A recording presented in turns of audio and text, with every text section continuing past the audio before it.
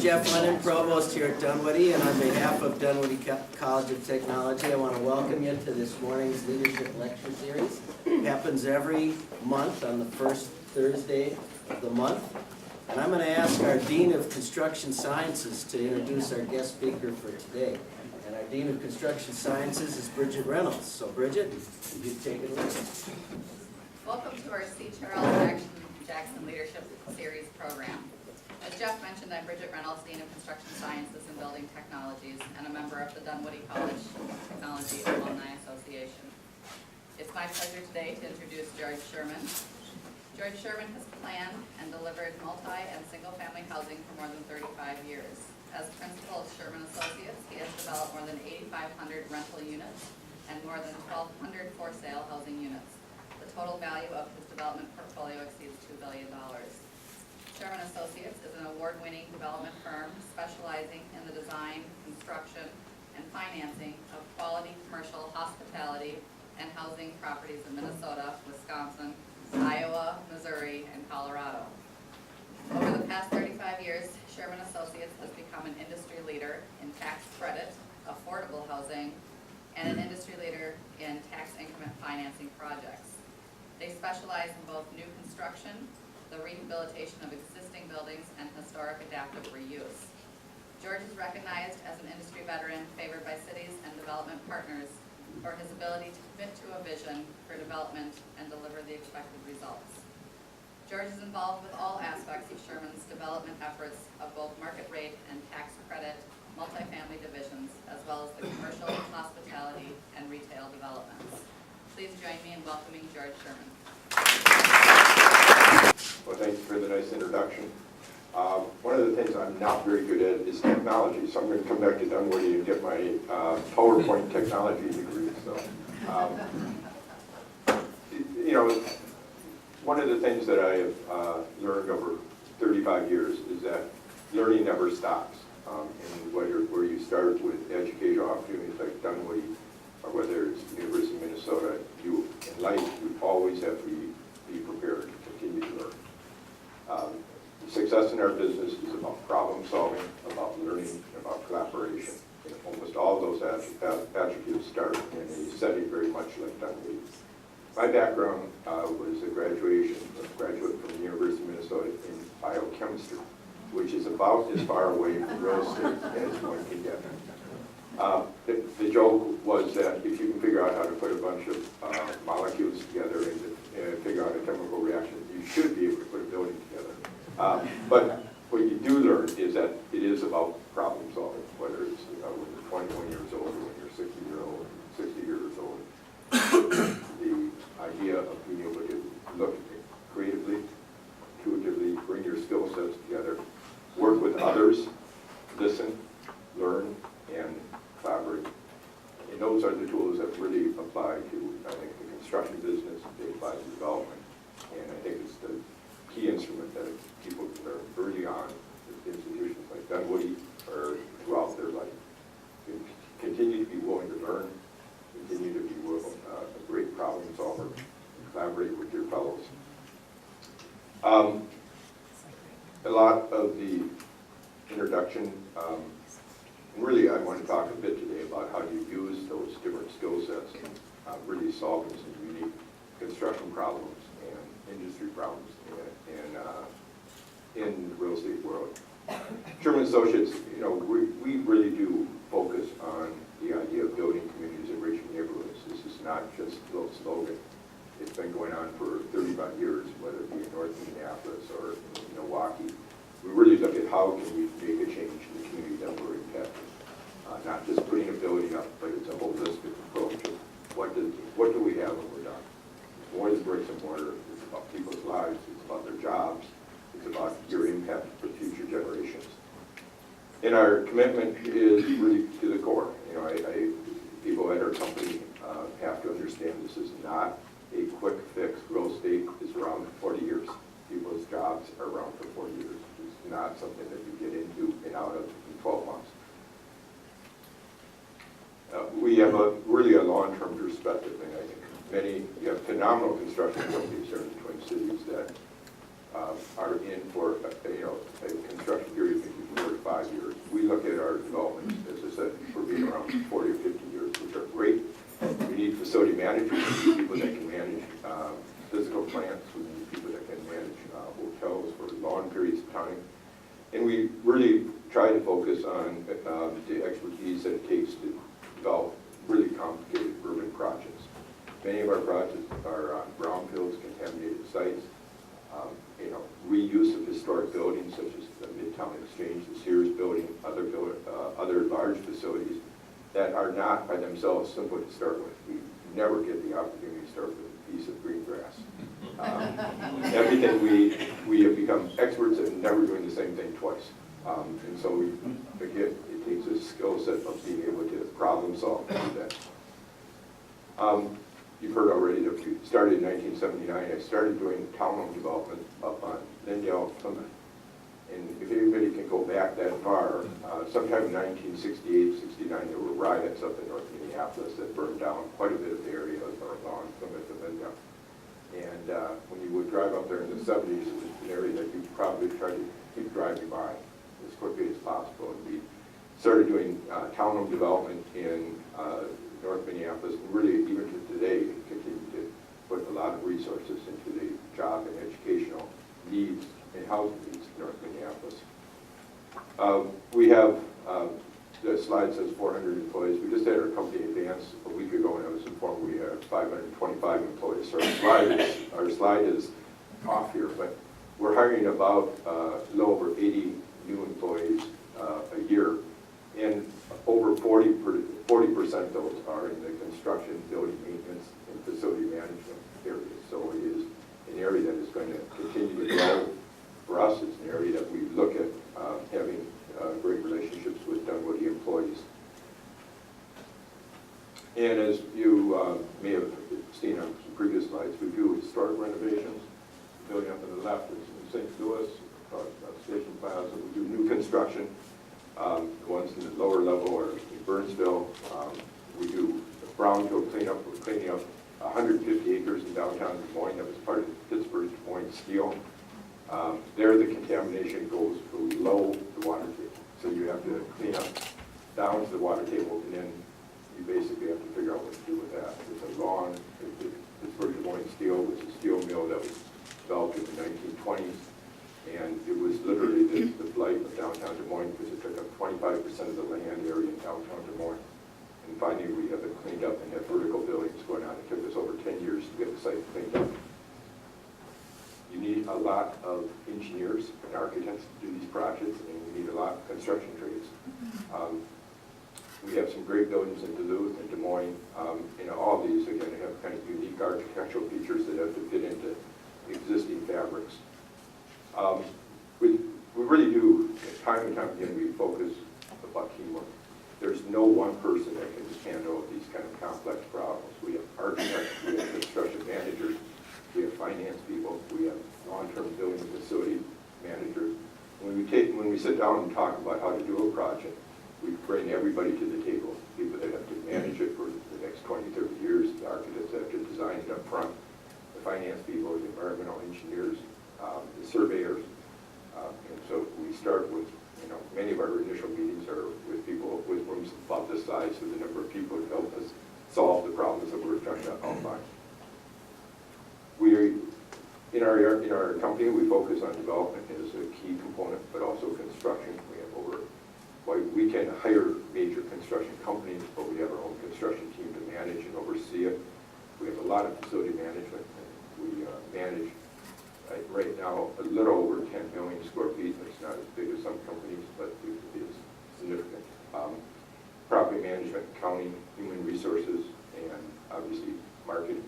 I wanted to talk a little bit about the complexity of developing projects and really about the teamwork and some of the interesting components that go into the construction industry. I think everybody in the Twin Cities know about the multi-color panel buildings over at the University of Minnesota. And there are more stories and more about them than they probably are truths to them, but it is one of the largest housing developments in this country, in the United States. Over 5,000 people live on 3 square blocks.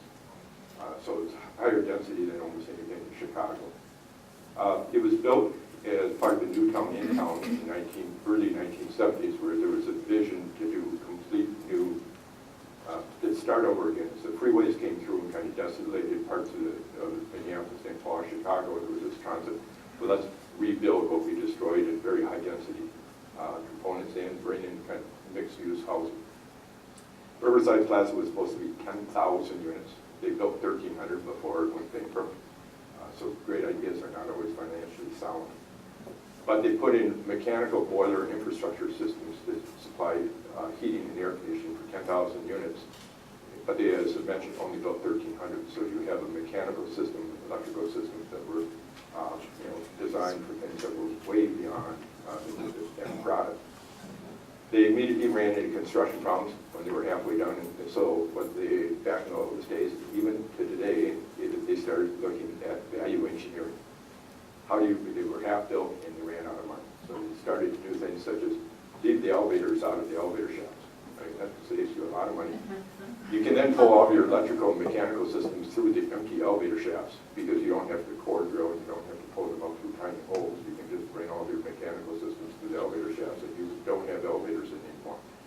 So you have 45-story buildings over there where half the elevator shafts were never used to put elevators in, but they saved a lot of money by putting mechanical systems through it. The building was designed for about 2,000 people. After about 20 years, it was housing 5,000 people. So you have twice as many people in the buildings as it were designed for, but half as many elevators. So you would have waiting lines of an hour to get up to your floor. They valued engineered, for those people in the mechanical trades, they valued engineered all the insulation off all the piping because, you weren't going to have to pay for that until the building was operational, but you could save a couple $100,000 by removing the insulation off your hot water pipe. So if you wanted a shower on the 45th floor, you could maybe wait, 2 days for hot water. Or you could just leave your hot water running all the time and have it there, but then you have a water bill of about $3 million a year because you never shut the water off. We bought the building in its foreclosure in 1988 and took on a minor rehab, but we undertook a historic renovation of this in 2008 to 2010. To make this work, Riverside Plaza is the youngest historic building in Minnesota and the second youngest in the U.S. It was only normally to be a historic building, you have to be 40, 50 years old. This building is 35 years old. The historic preservation allowed for some $50 million of capital to be put into the renovation project. It was declared historic because of the architecture of Ralph Rapson, who was dean of the University of Minnesota at the time, and of what the architectural style, and if you are in architecture, you're called brutalism. It is it's a period of time of about 10 years, from about 1965 to about 1975, where you would see large concrete architecture built in Canada, and some people would say the Soviet Union, throughout New York. But it was an architectural style that lasted about 10 years. It was called brutalism, which was a lot of concrete structures. But that was clearly one of the main unique features of the project. The complexity, and that's why it takes a real teamwork here, was that we had 5,000 people living in the building when we undertook the renovation. And we had completely removed all the plumbing, all the mechanical systems, all the windows, put on new roofs while the people live there. Imagine living in your house and having a renovation project where they come and say, we're going to take your toilet out, we're going to take your heating, air conditioning out, your windows out, and you get to live there while we're doing this. The second problem is we had to do this for 100 units a month. So it wasn't just one house. We had 1,303 units. We had to be done with it in about 15 months. And 100 people had to move out there, had to have their units renovated. For those people who know mechanical systems, water goes up and down. It doesn't go by horizontally. So you can't do it by floor. You have to do it vertically to follow where the plumbing goes. And so we would have movers come in on day one, move 100 families into hotel rooms that we built on the lower levels. Day two, because there was asbestos in these units, we'd have 3 to 4 days of people in hazmat suits going into those units, removing all the sheetrock to those sheetrockers that were using that had asbestos tape in the 1970s, removing the sheetrock and the tape and all the asbestos tape. In day 6, we bring in 400 plumbers we take out all the plumbing in 10 days in a 45-story building. So you have, the plumbers working on every floor, taking it out, and putting all the plumbing in, and you had less than 10 days to completely rebuild all the plumbing systems and stack it up to 45 stories. Day 14 to 15, we had the sheetrockers come back in. Day 17, we start putting the cabinets and the kitchens in. Day 20, we paint. Day 25, the people would be moving, 100 units would move back into the unit. And day 30, we'd start over again, move the next 100 units into the hotel rooms and go through the system again. Now, this is a trade question. We had 15 months to do this. We only missed moving 100 units in 25 days, 1 month. It went over by three days, so it wasn't fatal, but out of this clockwork, we only missed it 1 month out of 15 months. Anybody in the trade business, guess what month we would miss by about 3 to 4 days with all those plumbers working? Onion season. So,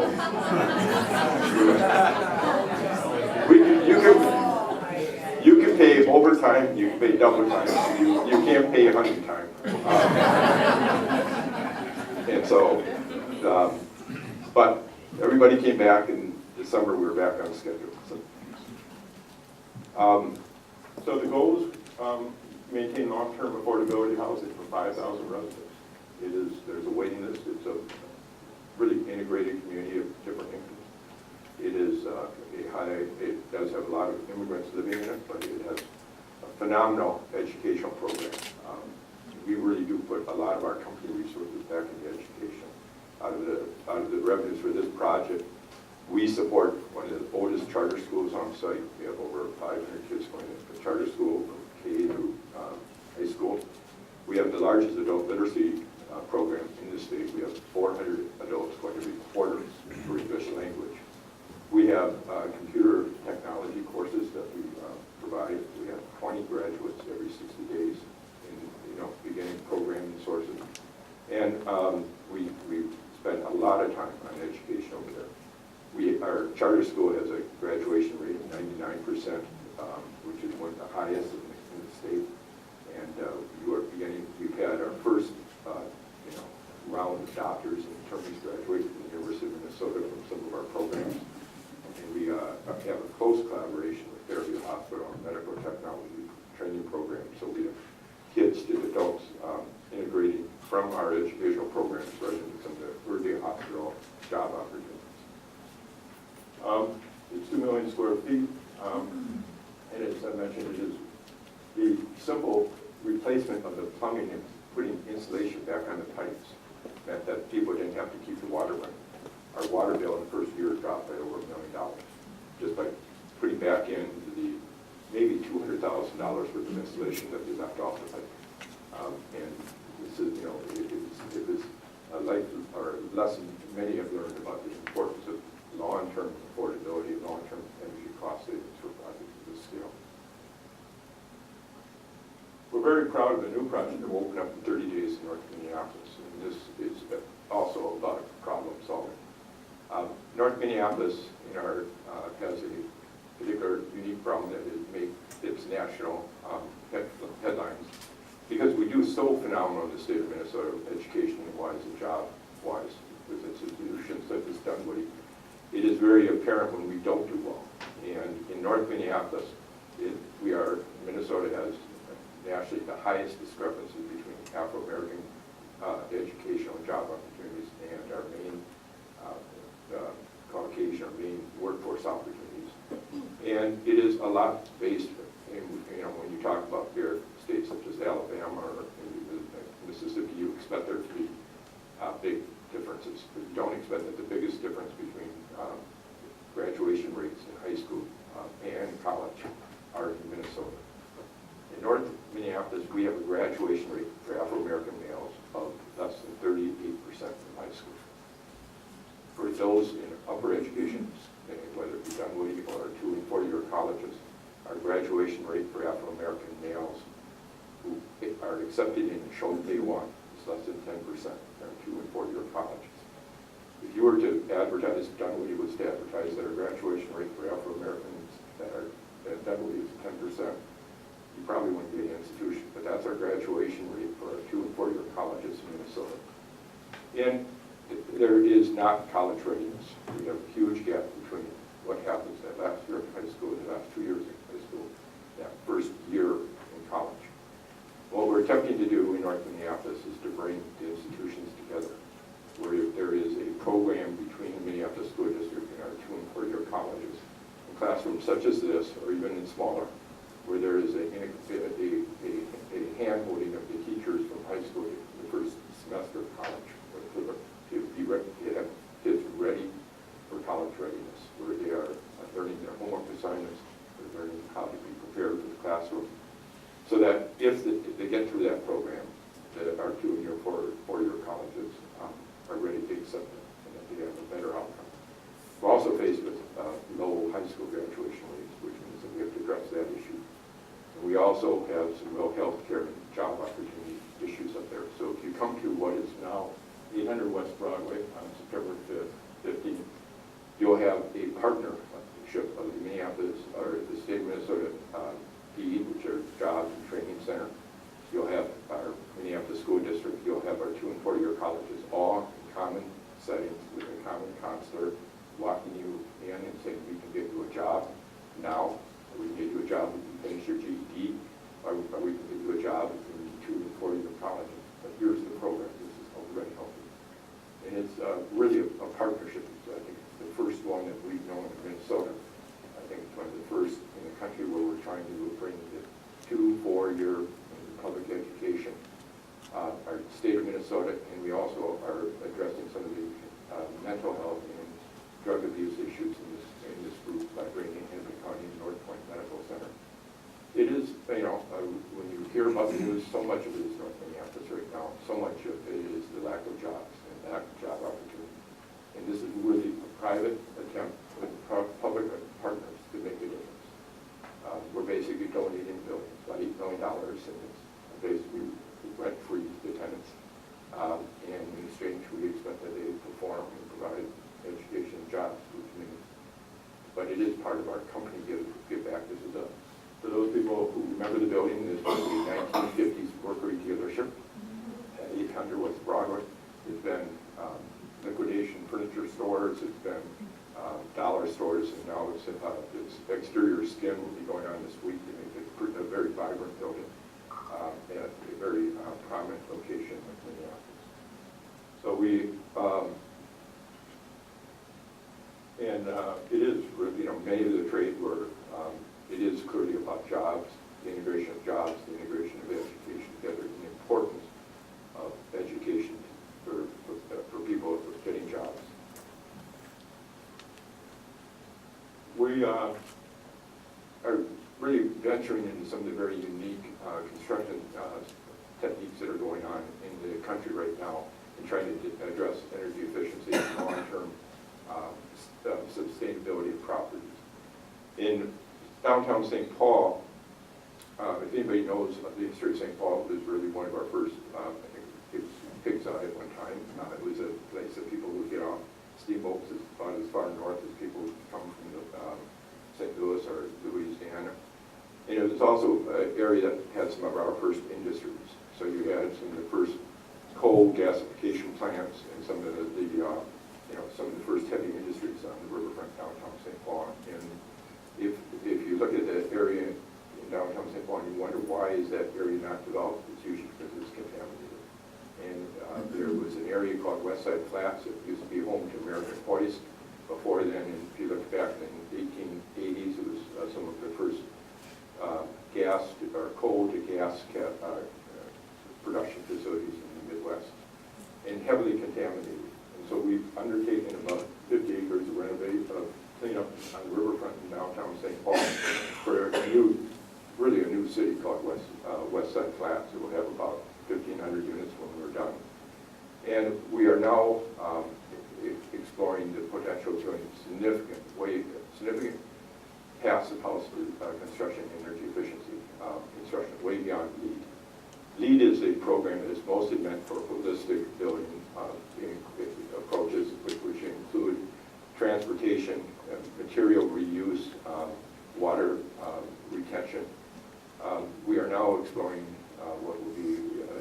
call it passive house, where our goal, which is already significant, of reduction of energy costs of about 50% from about 10 years ago. Our goal now is to take that 50% reduction and reduce it another 60 to 80%. Where basically the carbon footprint and the energy use of the new housing development is taken down to about 10% of what it was about 15 years ago. This next project that will be coming out will be the largest passive house development in the United States. Up until now, it's been about 10 to 15 units. This will be about 300 units, where our goal is to have our carbon footprint and our energy use footprint down at about, as I said, about a 90% reduction from where the design standards were 15 years ago. So we're in this particular project, we're activating the riverfront. There's no lack of environmental cleanup. If you guys ever have a program for environmental engineers, there's plenty of dirty land out there, and we seem to produce about as much each year as we clean up. But you're going to hear from developers and cities that there's a real focus in the next 10 years to 15 years on having buildings reduce their carbon footprint, not just our automobiles, not just our industries, but also our buildings. And there is a real, and as you do that, you get into more and more technical aspects. It's like having your 1950 Chevrolet engine that all of us could probably figure out how to replace a spark plug, to our, our current engines where no one can even, Dunwoody can figure out how to repair it for us. But the buildings are getting to that type of complexity too, and their methods to help reduce their carbon footprint. I think you're going to see many St. Paul require passive house design in 10 years. I think you're going to start seeing that the design standards for buildings are going to take another significant notch up, and that's going to require significant retraining skills for engineers, incredible training skills for facility managers about how to maintain those buildings every day. Just some of the, I know this seems to be our third round with energy efficiency. We did it in the 1970s, and for the most part those buildings failed. They either had mildew or mold.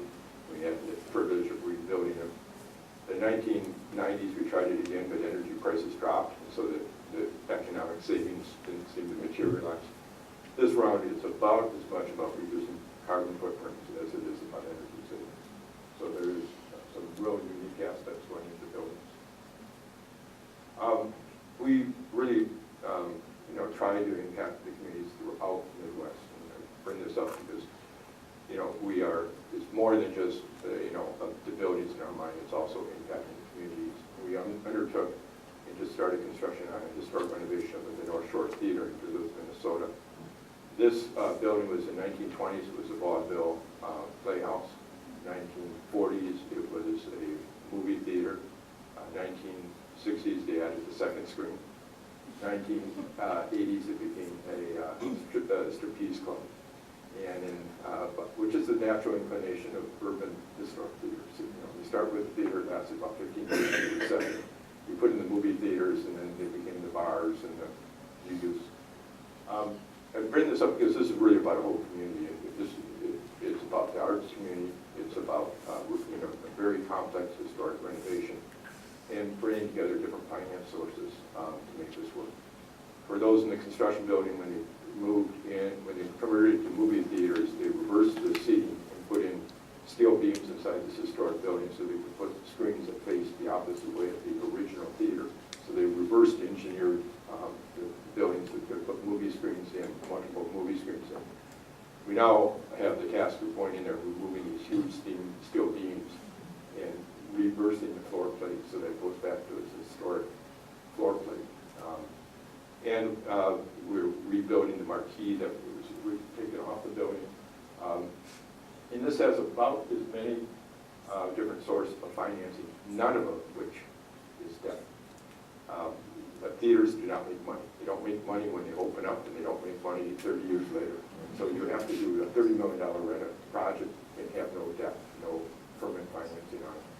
And so this involved the use of historic credits, new market tax credits, fundraising grants, and different sources from redevelopment around it. We redeveloped around this facility the Sheraton Hotel, the Grayson Plaza, and several condominium buildings. And the benefit of those developments, all that private development, is now helping to support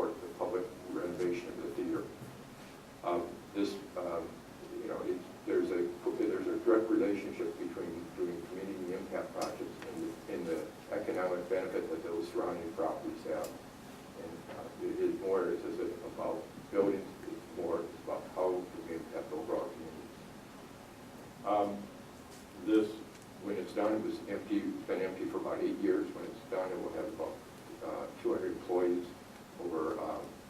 We'll have over 300 different plays a year. This will support the ballet, the symphony, the orchestra, the playhouse, and we'll have what was an empty theater. We'll now have over 250 events, and close to 2 million people going to this theater every year. A real economic impact to the community that will flow for years to come. I put this up here because you are a technology center, and you are going to start.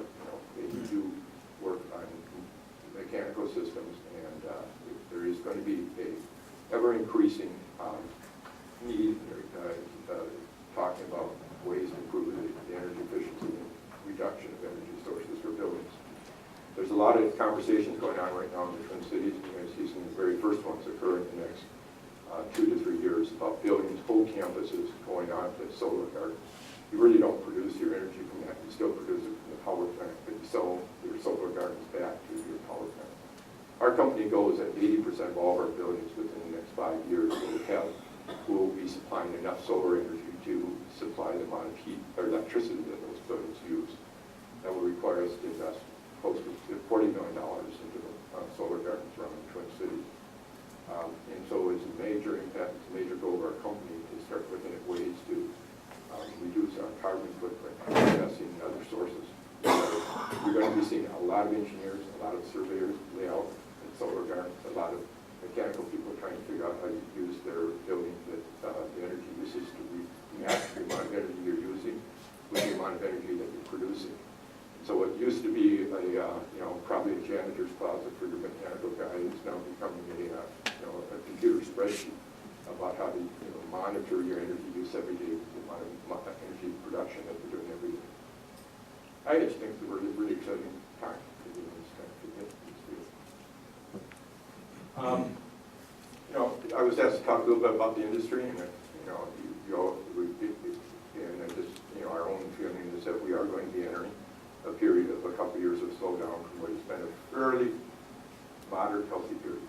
No one will say, the papers say that this has been the slowest recovery in about 50 years, but it's been a recovery. And those of us in the business know about that. You're seeing your students get hired quickly. But we are going to start seeing some slowdown. And it's a little bit because of what's going on in the global market. It's on the front page of the Wall Street on Monday was that the construction industry is starting to see some job reduction. That we are going to start seeing some slowdown in the housing market. We probably been a little too robust, so a little more than demand. And so there's going to be a moderate slowdown in the next 2 to 3 years in the construction industry.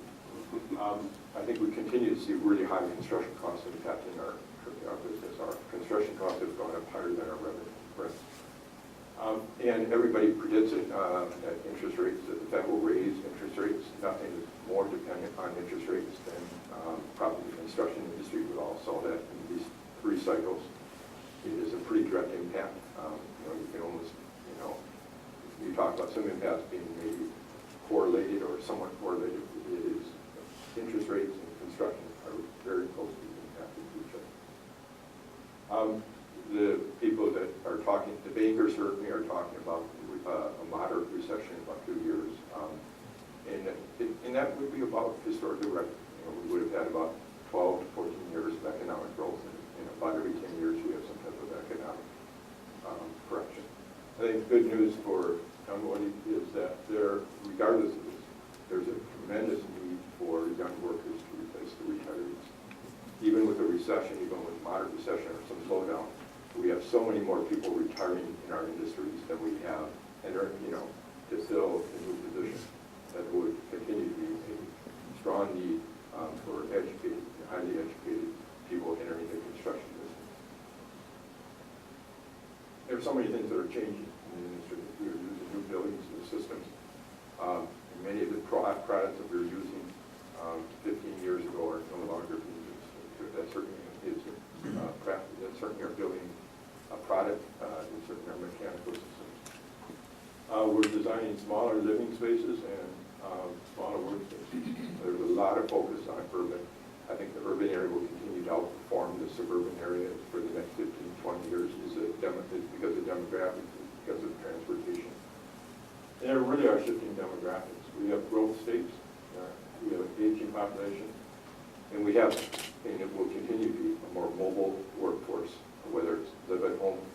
I know that Wells Fargo opened up recently, and what used to be a standard workforce environment, people, probably back in the 1970s, if you were a new hire, you would have the promise someday of having an office. At least half the people had office space, and probably half of them had a front desk out in front of an office. In the, I think the 1990s, you were promised a cubicle, and now you're promised a bench. And so I think the Wells Fargo facility it's gone from about 300 square, or probably about 400 square feet to an employee. Now I think they have, I think the Wells Fargo facility has 8 people per 1,000 square feet. So 150 square feet per employee per office space. You basically get a bench like the ones you're sitting on, and that's your office. They do put dividers between your computers. But you're clearly looking at different types of work environments. And we were asked to talk about, what do we look for in, what do employees that come to us look for? I mean, we have the attribute, I think, of having a energized company that's doing unique urban development. And we don't do widgets. So if you're working on one project for this 6 months, the next project coming in your door will not look like the one you just worked on. And you're going to have to get along with people. If you don't get along with people, we're not a good industry for you. You have to get along with people across the board. Construction people don't usually think it is innovative, but it is. And says in our business, we never get to do the same thing twice.